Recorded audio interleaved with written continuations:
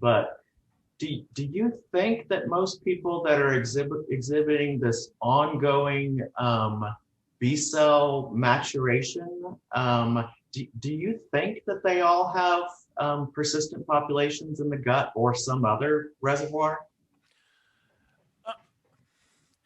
It's just too early to say at this point.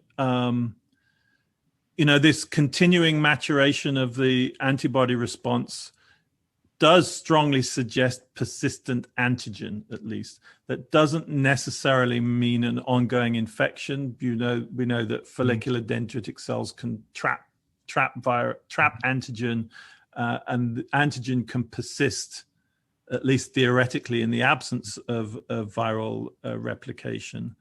So what contribution that apparently ongoing replication in the gut makes to the antibody maturation, we're just going to have to wait and see. It is something that Saurabh and Michelle and we will be studying in the future.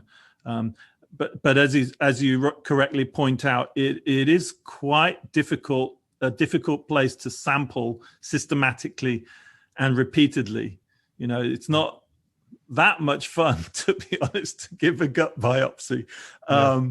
But to the extent that it's possible, we will be doing that. Of course, it's also a huge anatomical site, and it's absolutely possible to miss the spots of virus replication when you're taking a biopsy.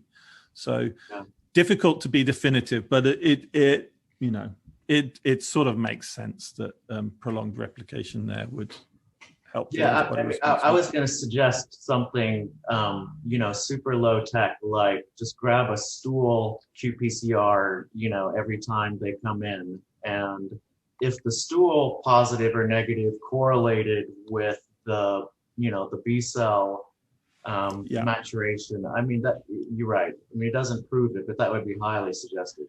Yeah. So I have to say that is something that, one would need to look at are there enough sites of replication in the gut to give a sporadic or consistent signal in a stool PCR? We know during the conventional window of infection that stool can be positive and really quite strongly positive. These sort of later time points that's you're right, a very if it works, would be a very good low-tech way of trying to monitor what's going on. There's always this sort of uncertainty whether you find something by PCR. Does that really reflect viral replication? Even if you see an immunofluorescence picture of a cell with viral antigen in, is that really an infected cell or a cell that's just eaten some protein?